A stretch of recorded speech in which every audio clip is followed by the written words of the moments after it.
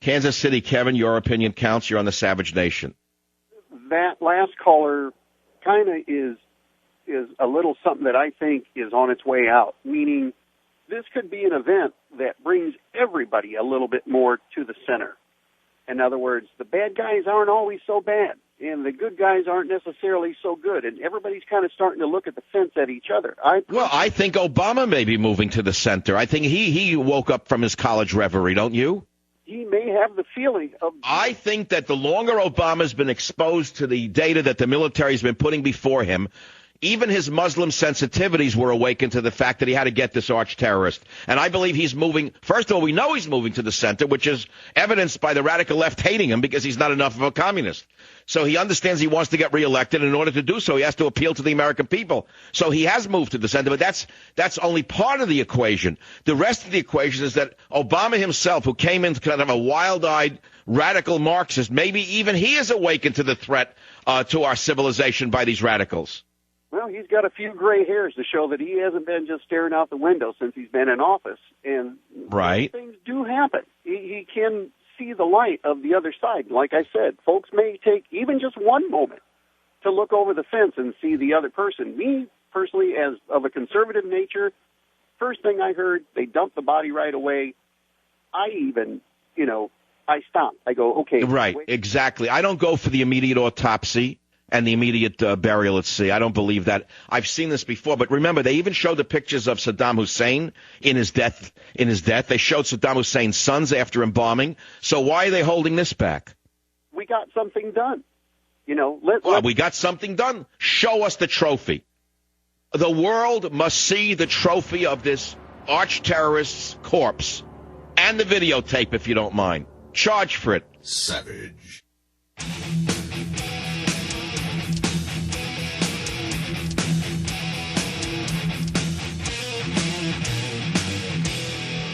Tonight, I can report to the American people and to the world that the United States has conducted an operation that killed Osama bin Laden, the leader of al-Qaeda, and a terrorist who's responsible for the murder of thousands of innocent men, women, and children.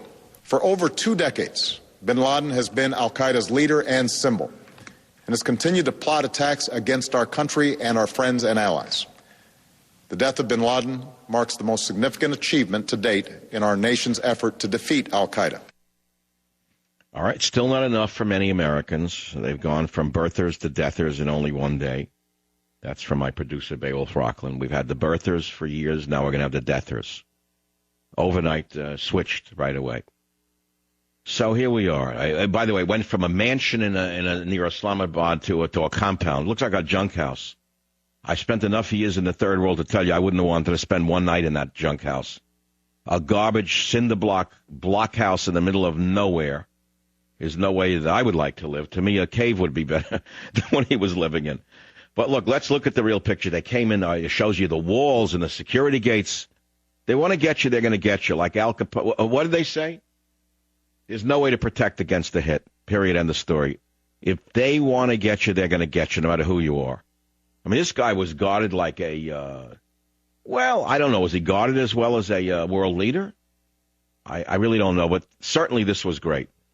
So now we no longer have any doubts about Leon Panetta. Remember when he came in, we said he had no experience? Well, all right. I guess he had enough experience to kill bin Laden using Bush's interrogation tactics, yes. So this is really, you say, well, who should get credit? It doesn't matter. At a certain point, you have to stop the partisan politics.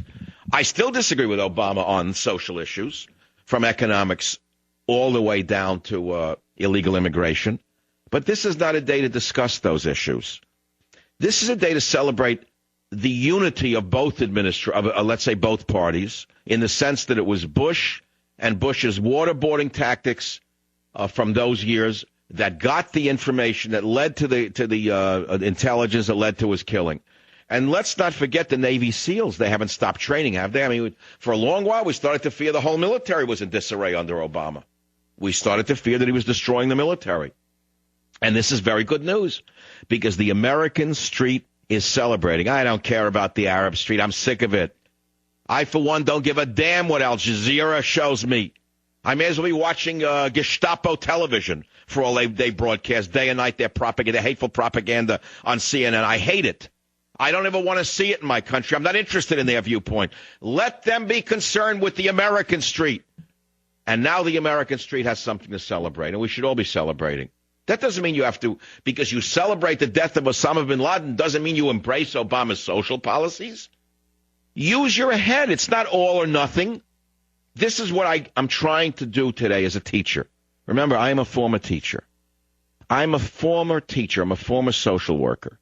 I've been in radio for 17, 18 years. I don't even know how long already. My whole life, it seems. I'm still a teacher. It's a day to celebrate, a day to come together as an American, and you could still have a healthy disregard for Obama's Marxist social policies. It doesn't mean a Marxist isn't a good war leader. Apparently, he's pretty good. He got the job done. Give him the credit for that. Now, as far as Pakistan goes, there's no question they were hiding him. They didn't miss the hideaway. They knew he was there. He was living on a compound protected by the Pakistani military. It's where the retired Pakistani generals live, for God's sakes. You know? So we don't know what's coming tomorrow. We could celebrate today and tomorrow have a tragedy on our hands. So what are we going to do with Pakistan now? They're a nuclear power. They're fundamentally playing both sides against the middle to get not only to get our billions of dollars in aid that we're sending them and our weaponry, but they're harboring, they were harboring him. Where's the Wahiri is there too? Who else is there? Who else is in that so-called compound? I'm shocked, by the way, the pictures that are coming out of the war room, that Biden was awake and looked actually like he was half awake and paying attention. You know, when you look at the pictures that are showing up in the war room last night, were they watching it in real time? It looks like in a movie. You mean some of the SEALs had it on their helmets, like a video camera of the shootout? Unbelievable. You know that I have a solution. I don't mean to become comedic in the political arena, but I can't help it at times. I have a solution to straighten out the budget mess. And I think we could wipe out the deficit if the Obama administration were to release the videotape of the shootout and the burial at sea and do a pay-per-view. The government could wipe out the national debt. Release it worldwide. $39.99. It would be bigger than any WWF, any cage fight, any boxing match, Pacquiao, you name it. $39.99. They could wipe out the national debt with that one. Okay? Now let's take the callers. Sacramento, Tom, you're on the Savage Nation. Your opinion counts. Go ahead, please. I'd like to make a comment about the fact that I think he's going to release the pictures when it damn suits his political career. Remember who's in charge here. These people know how to use a crisis. All right. So, having said that, and given that all presidents and all politicians are politicians, didn't George Bush go on the aircraft carrier and say, a mission accomplished? Yeah, I'm not disagreeing. I'm just saying that this is what they're going to do. At least look, guys, let me instruct you in some way to handle this, because many of you don't know where to go with this. You're afraid that if you say Obama did a good job, that the liberals win, and then you have nowhere to go. Let me explain something to you. You have to show your class and your dignity. You have to say, Obama did a great job. I'm proud of him. I'm glad he did it, but I disagree with all of his social policies, from the economics to from his economic policies, his taxation policies, to Obamacare, to illegal immigration. Doesn't mean it's all or nothing. You can now you can continue to have disagreements about all of his other policies. It doesn't mean you embrace them. You know, the biggest irony here to me is that all of the anti-war, anti-violence liberals who taught their children not to hit back, all of them who say, don't hit back, I don't believe in guns, I don't believe in war, they're all celebrating all of a sudden the death of Obama. Have you noticed that?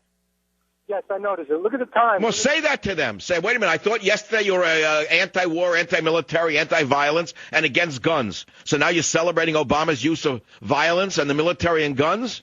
I'm glad to see you've come over to my side. There's a lot of ways to handle this, guys. It's not all or nothing. But we're going to get the birthers going to deathers in one day. That's all.